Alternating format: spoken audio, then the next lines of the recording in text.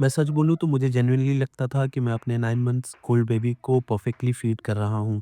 Healthy food, healthy timing, सब कुछ internet के अकॉर्डिंग जो भी डेटा अवेलेबल होता है। लेकिन एक दिन मुझे महसूस हुआ कि मैं एक ऐसी गलती कर रहा था जो अनजाने में हर पेरेंट्स रिपीट करते हैं। और शॉकिंग बात ये थी उसमें कि प्रॉब्लम फूड में नहीं थी, प्रॉब्लम थी मेरे थिंकिंग में। अगर आपका बेबी 8 टू 10 मंथ के बीच में है, तो इस वीडियो को एंड तक ज़रूर देखिएगा, क्योंकि जो चेंज मैंने किया उससे मेरे बेबी का ईटिंग बिहेवियर जो है वो कंप्लीटली चेंज हो गया।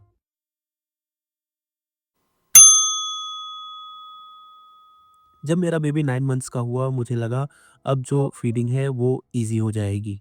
स्टार्टिंग सॉलिड्स का फेज़ ऑलरेडी स्टार्ट हो चुका था, प्यूरी भी चल रहे थे और सेमी सॉलिड्स भी। मैं डेली शेड्यूल फॉलो करता था, मॉर्निंग में फ्रूट्स और इवनिंग में दाल या खिचड़ी। और सच में मुझे ऐसा लगने लग गया था कि अब मैं फीडिंग को पूरी तरीके से समझ चुका हूँ। हर मील अनप्लैन्ड होता था, हर बाइट केयरफुली स्पून से खिलाया जाता था। मैं इंश्योर करता था कि बेबी क्लीन रहे और उसके कपड़े जो हैं वो गंदे बिल्कुल ना हो। और उस वक्त मुझे लगता था कि यही गुड पेरेंटिंग है। इन सब में बेबी खाना तो खा रहा था, लेकिन उसके अंदर जो एक्साइटमेंट होनी चाहिए थी वो बिल्कुल मिसिंग थी। कभी वो मुंह बंद कर लेता था, कभी वो स्पून को पुश कर देता था या अपना मुंह फेर लेता था। कभी अटेंशन यहाँ वहाँ चले जाती थी। ये सब देख कर के मैं सोचता था कि शायद मूड स्विंग्स हो रहे होंगे। कभी फ़ोन में गाने चला देता, कभी टॉयज़ दिखा करके खाना खिला देता। लेकिन हाँ, खाना ख़त्म हो जाता था खिलाने के बाद, लेकिन वो एक डेली का कंपटीशन क्रिएट हो जाता था कि एक स्ट्रगल बन जाता था डेली लाइफ का हमारा। और इन सब के बाद पेरेंट के लिए सबसे कंफ्यूजिंग मोमेंट ये होता है कि जब बेबी जो है वो हेल्दी लग रहा हो, पर खाने में इंटरेस्ट बच्चे का बिल्कुल ना हो। तब मुझे बिल्कुल आइडिया नहीं था कि मैं अनलोइंगली लर्निंग प्रोसेस को बिल्कुल ब्लॉक कर रहा हूँ।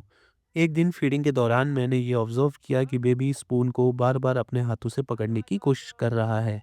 और मैं क्या करता था, मैं स्पून को तुरंत पीछे ले लेता था। सोचता था गिर जाएगा, चोक हो जाएगा या कपड़े गंदे हो जाएँगे बच्चे के। और हर पेरेंट की तरह मैं भी कंप्लीट खाना खत्म हो जाए और क्लीनिनेस पे पूरा ज़्यादा फ़ोकस करता था। लेकिन रियलिटी ये थी कि मैं बेबी को खाना तो खिला रहा था, लेकिन बच्चे को खुद सीखने नहीं दे रहा था।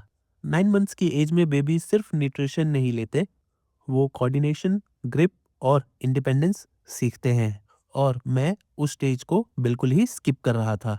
उस रात मैंने काफ़ी रिसर्च की, पीडियाट्रिक रिकमेंडेशंस देखे, वीडियोस देखे यूट्यूब पे, और एक कॉमन पॉइंट मुझे समझ आया। इस एज में बेबीज को सिर्फ फीडिंग एक्सप्लोर करने की ज़रूरत होती है, वो भी खुद से। सेल्फ फीडिंग उन्हें एक्सप्लोर करना चाहिए।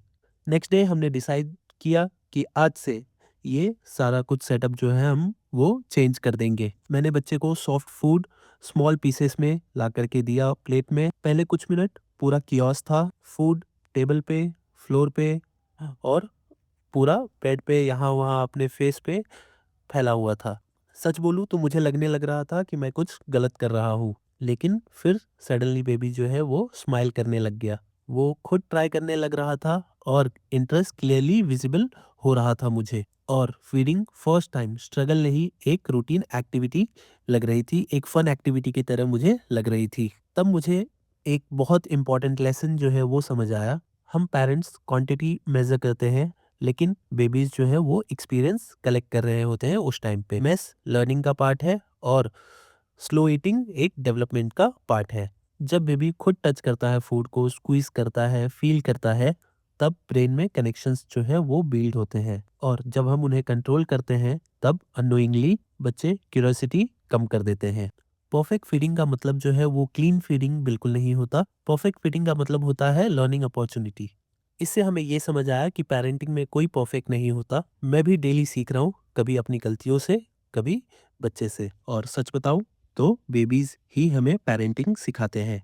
हमारे लिए हर डे एक न्यू लेसन होता है और ये जर्नी आप सब तक पहुंचाना ही मेरा एक पर्पस है। अगर आप भी अपने बेबी के इस फीडिंग फेज से गुजर रहे हैं तो कमेंट में बताओ, क्या आपका बेबी भी स्पून पकड़ना चाहता है? और अगर आप रियल पेरेंटिंग जर्नी जो है वो फॉलो करना चाहते हैं विदाउट फिल्टर, विदाउट परफेक्शन, तो आप इस चैनल को ज़रूर सब्सक्राइब कीजिए, हमें फॉलो कीजिए। क्योंकि डे 2 में मैं एक ऐसी रेसिपी आप लोगों के साथ शेयर करूँगा, एक ऐसी बेबी फूड की डिटेल्स शेयर करूँगा जिसने हमारे बेबी का इंटरेस्ट